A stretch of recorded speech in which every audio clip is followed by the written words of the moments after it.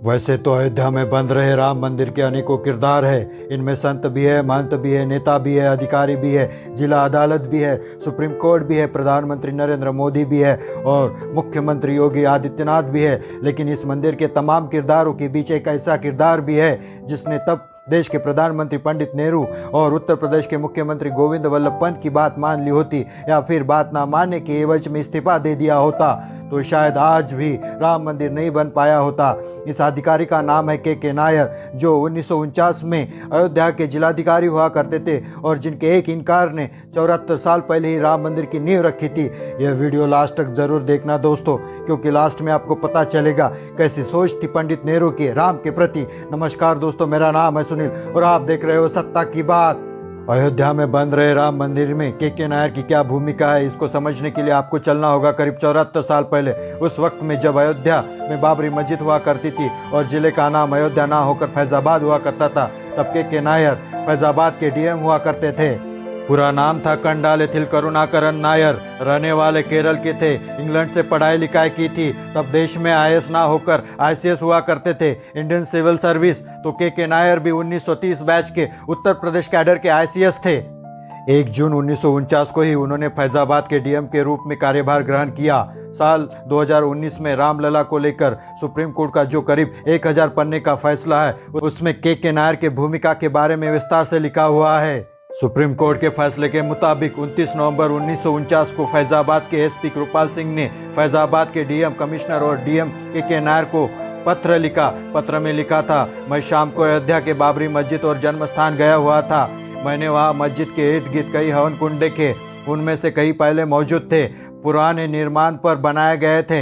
मैंने वहाँ ईंट और चूना भी देखा। उनका वहाँ पर एक बड़ा हवन कुंड बनाने का प्रस्ताव है। पूर्णिमा पर बड़े स्तर पर कीर्तन और यज्ञ होगा।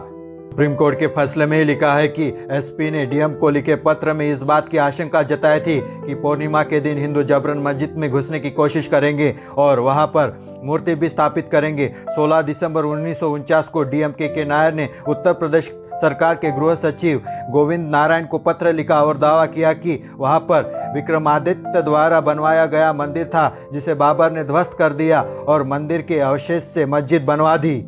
इस पत्र में ही के नायर ने लिखा कि उन्हें मस्जिद पर कोई खतरा नहीं दिख रहा है, जिसका जिक्र कृपाल सिंह ने अपने पत्र में किया था। लेकिन 22 दिसंबर 1949 के दरमियान रात को मस्जिद के अंदर रामलला की मूर्ति प्रकट हुई। दरअसल अयोध्या के लोगों का मानना है कि 22 दिसंबर 1949 के रात को बाबरी मस्जिद की बीच वाली गुंबद के ठीक नीचे रामलला प्रकट हुए थे।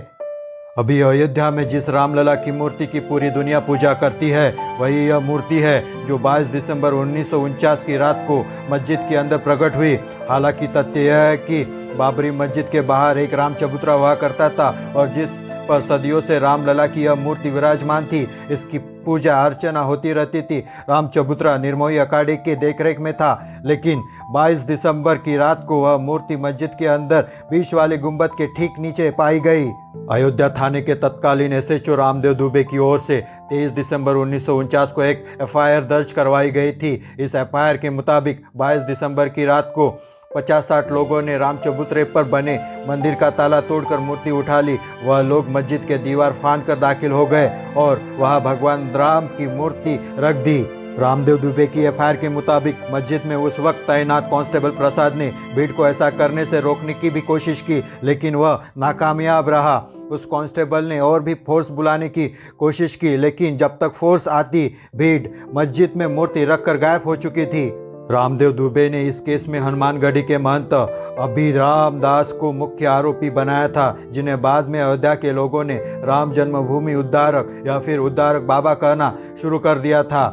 अब हुआ यह कि 23 दिसंबर के सुबह ही रामलला के प्रकट होने की खबर अयोध्या और उसके आसपास के इलाकों में भी फैल गई और लोगों की भीड़ जुटने लगी और भय प्रकट कृपाला दीन दयाला के भजन भी शुरू हो गए।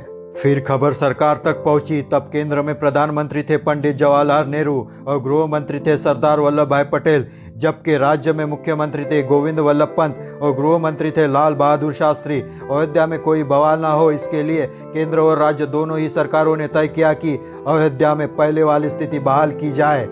इसके लिए उत्तर प्रदेश के तत्कालीन मुख्य सचिव भगवान सहाय ने फैजाबाद के डीएम को आदेश दिया कि रामलला की मूर्ति को मस्जिद से निकालकर राम चबूतरे पर फिर से स्थापित कर दिया जाए। और फैजाबाद के डीएम थे वही के नायर, जिन्होंने एक हफ्ते पहले ही अपनी रिपोर्ट में यह कहा था कि मस्जिद सुरक्षित है और वहां पर कुछ भी नहीं होगा। लेकिन 22-23 दिसंबर की रात को मूर्ति रख दी गई। ऐसे में के नायर को मुख्य सचिव का आदेश आया था कि वह रामलला की मूर्ति को मस्जिद के गुंबद से निकालकर फिर से राम चबूतरे पर रखे। मुख्य सचिव भगवान दास ने यह भी कहा था कि अगर इस काम के लिए अतिरिक्त फोर्स लगानी पड़े तो फोर्स लगाई जाए। 23 दिसंबर की दोपहर को जब के नायर के पास यह आदेश पहुंचा तो उन्होंने इस आदेश को सिरे से मानने से इनकार कर दिया। अपने जवाब में उन्होंने लिखा कि ऐसा करने से अयोध्या और आसपास की कानून व्यवस्था की स्थिति खराब हो सकती है। इसके अलावा कोई भी पुजारी मस्जिद से निकालकर मूर्ति को फिर से राम चबूतरे पर विधिवत स्थापित करने को तैयार नहीं है। मुख्यमंत्री गोविंद वल्लभ पंत नायर के तर्क से सहमत नहीं थे। इस पर पंडित नेहरू का भी दबाव था कि अयोध्या में पुरानी व्यवस्था को ही बहाल किया जाए। तो गोविंद वल्लभ पंत ने फिर से के नायर पर दबाव बनाने की कोशिश की, पर बदले में फिर से के नायर ने आदेश मानने से इनकार कर दिया और अपना इस्तीफा पेश कर दिया।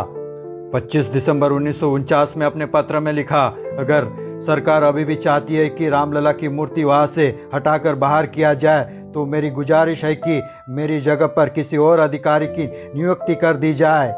26 और 27 दिसंबर 1949 को यूपी सरकार के मुख्य सचिव भगवान सहाय को लिखे पत्र में के नायर ने लिखा, 23 दिसंबर को जो घटना घटित हुई वो अप्रत्याशित थी और उसे वापस करना मुश्किल था। के नायर ने सरकार को सुझाव दिया, अब इस मामले को अदालत के हाल पर छोड़ दिया जाए और जब तक अदालत का फैसला नहीं आता तब तक मस्जिद में जो मूर्ति है उसे जाली से घेर दिया जाए और साथ ही मूर्ति को भोग लगाने वाले पुजारी की संख्या 3 से घटाकर 1 कर दी जाए। इसके अलावा नायर ने मूर्ति के पास सुरक्षा घेरा बढ़ाने की भी सिफारिश कर दी। अब मुख्यमंत्री गोविंद वल्लभ पंत के पास 2 रास्ते थे। पहला तो यह कि के नायर का इस्तीफा स्वीकार करें और किसी दूसरे अधिकारी को तैनात करके मूर्ति को मस्जिद से बाहर राम चबूतरे पर लेकर आए। दूसरा यह कि के नायर के सुझाव के उपायों पर अमल करे।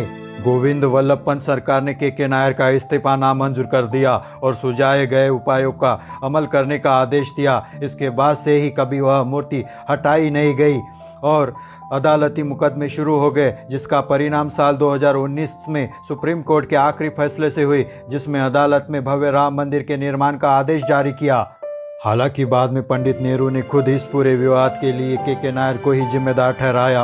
5 मार्च 1950 को एक पत्र में पंडित जवाहरलाल नेहरू ने लिखा है, यह घटना 2-3 महीने पहले से ही घटित थी और मैं इससे बेहद परेशान हूँ। उत्तर प्रदेश सरकार ने इस मुद्दे पर बहादुरी तो दिखाई लेकिन कुछ खास किया नहीं। उनके फैजाबाद के जिलाधिकारी ने गलत व्यवहार किया और इस घटना को रोकने के लिए कोई कदम नहीं उठाया। कहा तो यह भी जाता है कि सीधे प्रधानमंत्री नेहरू ने के नायर से मूर्ति हटाने के लिए कहा था, लेकिन के नायर ने नेहरू की भी बात न मानने से इनकार कर दिया।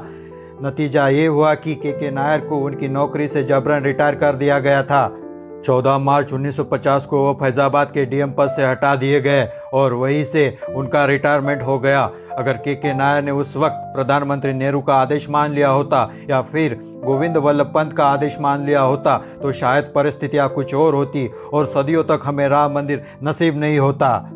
भारत को हमेशा ऐसे बहादुर सिपाहियों पर गौरवान्वित होना चाहिए और हमेशा याद रखना चाहिए कि राम मंदिर को अटकाने लटकाने भटकाने का काम किसने किया और आने वाले चुनावों में हमेशा यह बात याद रखना होगा। अगर यह वीडियो आपको पसंद आया हो तो इस वीडियो को लाइक शेयर ज़रूर कीजिएगा। राम मंदिर आंदोलन और अयोध्या के इतिहास से जुड़े इंटरेस्टिंग वीडियो देखते रहने के लिए सत्ता की बात इस चैनल को आप सब्सक्राइब ज़रूर करें और आपका एक सब्सक्राइब हमें प्रेरणा देता है ऐसे वीडियो हम आपके लिए बनाते रहे।